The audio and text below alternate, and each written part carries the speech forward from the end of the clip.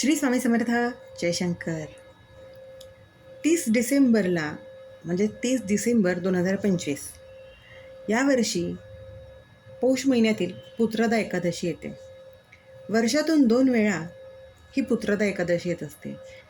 ही पुत्रदा एकादशीचं व्रत संतान प्राप्ती, वंशवृद्धी किंवा गर्भधारणामध्ये जी काही बाधा येत असेल, ज्या काही अडचणी येत असतील, त्यासाठी ह्या पुत्रदा एकादशीचं व्रत केलं जातं. ही एकादशी यांनाच समर्पित आहे, ज्या दाम्पत्यांना संतान प्राप्ती होत नाही आहे. बऱ्याच वेळेला गर्भपात पण होत असतो. आपल्या या बदललेल्या जीवनशैलीमुळे, धकाधकीच्या आयुष्यामुळे बऱ्याच स्त्रियांना सध्या PCOS अशा समस्यांना तोंड द्यायला लागतं. त्यांच्या त्या हार्मोन्सच्या अडचणींमुळे गर्भधारणेलाही उशीर होतो किंवा कधीकधी औषधी उपचार करूनही गर्भधारणा राहत नाही किंवा त्यासाठी उशीर होत असतो. त्यामुळेच ह्या औषधी उपायांसोबतच आपल्याला हा एक पुत्रदा एकादशीचं हे जे व्रत आहे ते करायचं. अध्यात्मामध्ये खरंच तेवढी ताकद आहे की आपण ज्या विश्वासाने, ज्या श्रद्धेने त्या गोष्टी करतो ना, त्याचं फळ आपल्याला नक्कीच मिळत असतं. पण त्यासोबत आपल्याला हे दोन्ही उपाय करणे गरजेचं आहे. ज्या वेळेला आपण हे डॉक्टरी उपाय करून थकतो, त्यावेळेला साहजिकच आपण देवावरच सगळ्या आशा सोडतो ना. त्यामुळे हे पुत्रदा एकादशीचं व्रत अशा दाम्पत्यांनी, ज्यांना संतान प्राप्ती हवी आहे, त्यांनी हे व्रत आवर्जून करावं. ह्या व्रताचं फळ नक्कीच संतान प्राप्ती, वंशवृद्धी आणि जे काही गर्भपात किंवा त्यामध्ये अडचणी आहेत त्याच्यासाठी उत्तम फळ देणारं असं हे व्रत आहे. आता हे व्रत करायचं कसं? आणि यावेळेला ही एकादशी आहे 30 डिसेंबरला. एकादशीच्या आदल्या रात्रीच आपल्याला सात्विक आहार घ्यायचा आहे, हलकं अन्न घ्यायचं आहे. एकादशीच्या दिवशी सकाळी लवकर उठून आपलं स्नान करून स्वच्छ वस्त्र घालावे, मन शांत आणि मुळातच वादविवाद टाळावं. याचा पूजाविधी कसा आहे, त्या घरातील स्वच्छ जागी भगवान विष्णू किंवा श्रीकृष्ण यांचं चित्र ठेवावं. आपल्या प्रत्येकाकडे बाळकृष्णाची मूर्ती असतेच, त्यामुळे ती मूर्ती ठेवावी. तुपाचा दिवा, धूप आणि तुळस, फुलं हे बाळकृष्णाला अर्पण करावं. हात जोडून संतान प्राप्तीसाठी मनोभावे प्रार्थना करावी. आणि संतान प्राप्तीसाठी जो मुख्य मंत्र आहे तो म्हणजे संतान गोपाल मंत्र.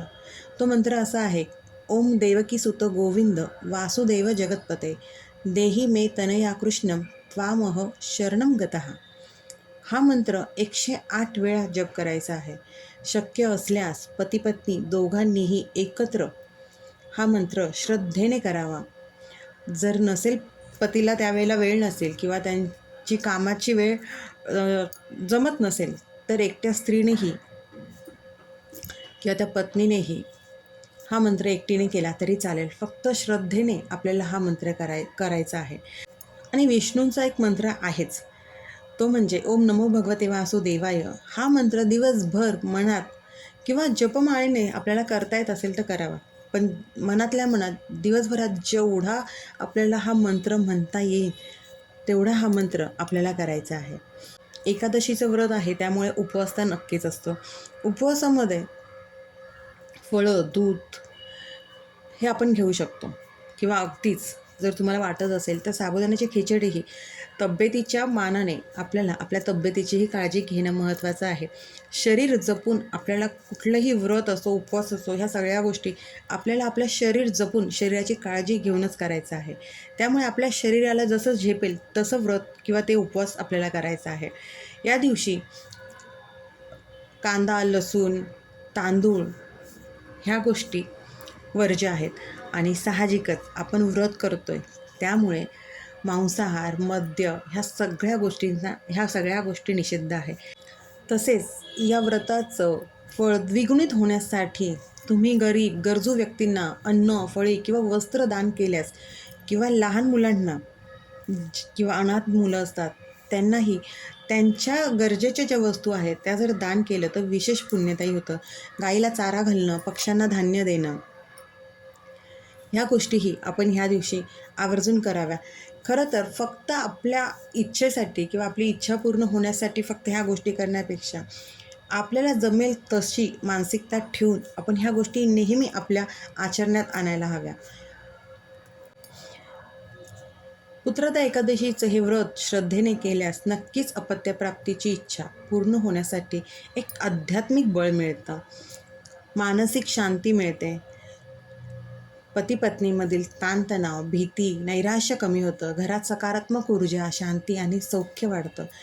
आणि साहजिकच विष्णू कृपेने पुण्यसंचय हा नक्कीच होत असतो.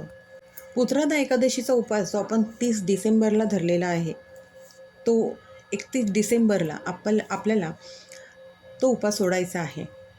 सकाळी स्नान करून आपल्या बाळकृष्णाला, विष्णूला नमस्कार करावा आणि दुपारी सात्विक हलके अन्न घेऊन हे व्रत सोडावे आणि मनात कृतज्ञतेची भावना असावी.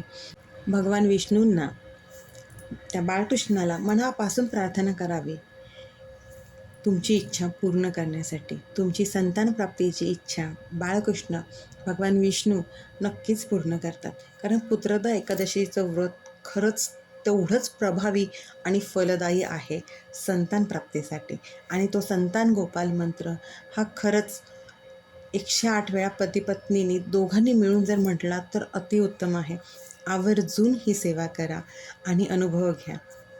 ओम नमो भगवते वासुदेवाय हा विष्णू मंत्रही मनातल्या मनात जितका जमेल तितका याचा जप अवश्य करा.